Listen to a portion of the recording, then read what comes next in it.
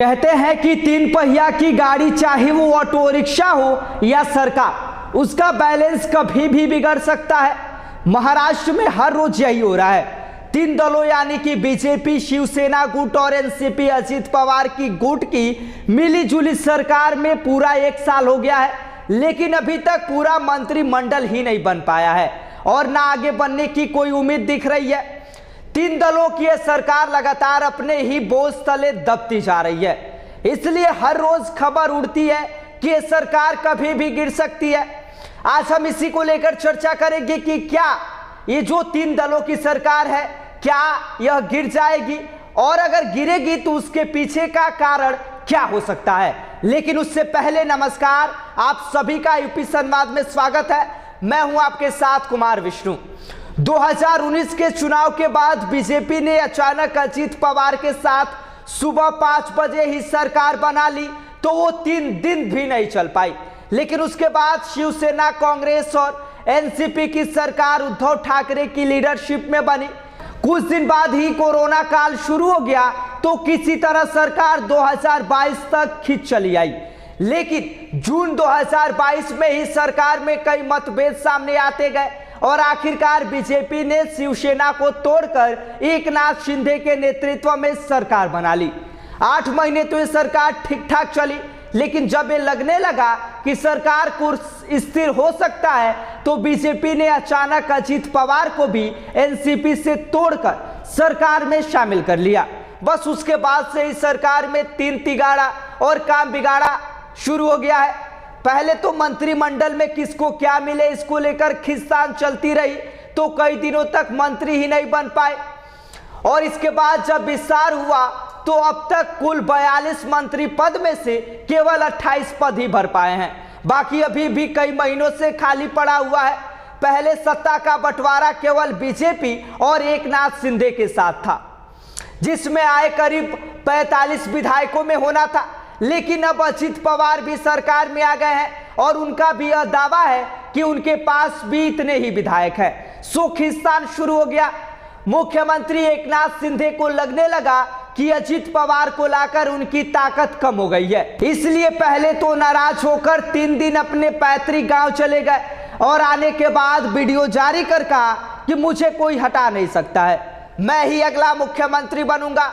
उधर बीजेपी की तरफ से कार्यकर्ता नाराज हैं कि उनको कुछ नहीं मिल रहा है और बस वो मेहनत कर रहे हैं, जबकि मलाई तो एकनाथ शिंदे और अजित पवार के मंत्री खा रहे हैं। बीजेपी की तरफ से भी यह कहा जा रहा है कि जल्द ही बीजेपी का सीएम बनेगा, क्योंकि 103 विधायकों के साथ वो सबसे बड़ी पार्टी है।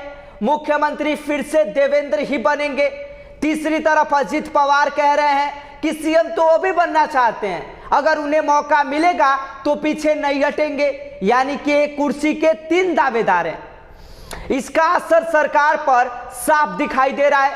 सरकार में शामिल बीजेपी के अलावा दोनों दल यानी कि एकनाथ शिंदे की शिवसेना और अजित पवार की एनसीपी के मंत्री कई ऐसे फैसले ले रहे हैं और बयान दे रहे हैं कि उनका बचाव भी करना मुश्किल हो गया है।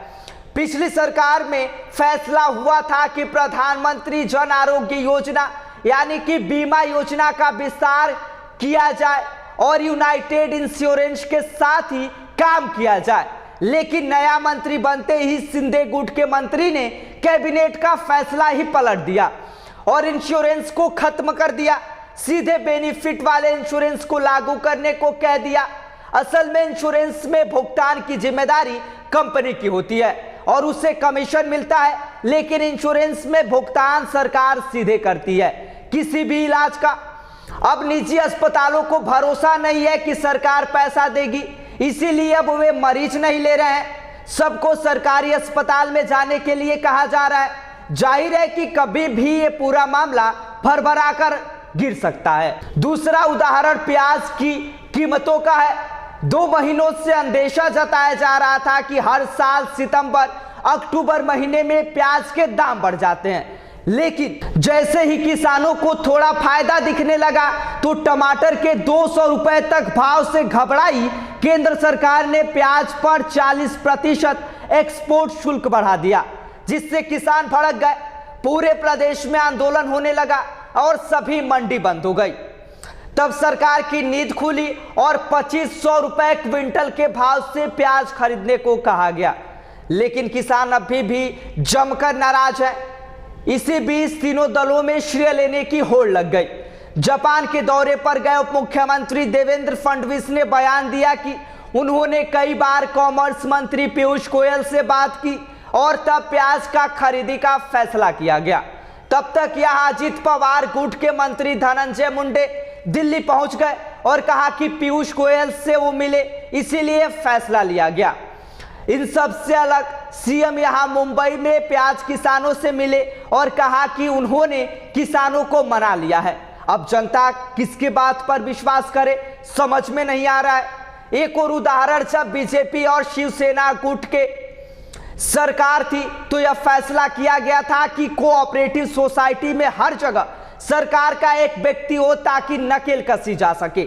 एनसीपी और कांग्रेस के नेताओं को कंट्रोल करने की कवायद थी, लेकिन अजित पवार जैसे ही वित्त मंत्री बने उन्होंने कैबिनेट का यह फैसला रद्द कर दिया और उन्होंने उल्टा बीजेपी के नेताओं के शक्कर कारखाने को कह दिया कि कर्ज लेते समय वित्त मंत्रालय की मंजूरी ली जाए। अब इस पर तीनों दलों में घमासान हो गया है। कैबिनेट की बैठक में भी तीन दल खुलकर लड़ रहे हैं। पिछली बैठक में अजित पवार ने तो सीधे सीएम शिंदे के इलाके में ही एक अस्पताल में 2 दिन में 25 मौत का मामला उठा दिया। तब सीएम ने कुछ जवाब नहीं दे पाए तो फिर उप मुख्यमंत्री देवेंद्र से बात को टालने के लिए अगला विषय आगे कर दिया गया। अब अफसर परेशान है कि किसकी बात सुने और किसकी नहीं। इसी बीच एक सर्वे में 3 दलों की नींद उड़ा दी है, जिसमें कहा गया है कि लोकसभा चुनाव होने पर 3 दलों की महायुति यानी कि कांग्रेस, उद्धव शिवसेना और शरद पवार की एनसीपी में 48 में से 30 सीट तक मिल सकती है, जबकि पिछली बार बीजेपी शिवसेना गठबंधन को 48 में से 42 सीटें मिल गई। इसका मतलब है कि बीजेपी को बड़ा झटका लग सकता है। जाहिर है कि इसने तीनों की नींद उड़ा दी है। बाकी आप सभी का इस सर्वे पर क्या कहना है? आपको क्या लगता है कि यह जो 3 दलों की जो पार्टी है क्या आगे तक चल पाएगी या नहीं? बाकी आप सभी का इस पूरी खबर पर क्या कहना है, आप क्या सोचते हैं, आप हमें कमेंट करके सीधा बता सकते हैं। आज की खबरों में बस इतना ही। आप देखते रहिए यूपी संवाद। अभी कैमरे के पीछे थे चंदेश्वर शर्मा, मैं कुमार विष्णु। नमस्कार, जय हिंद।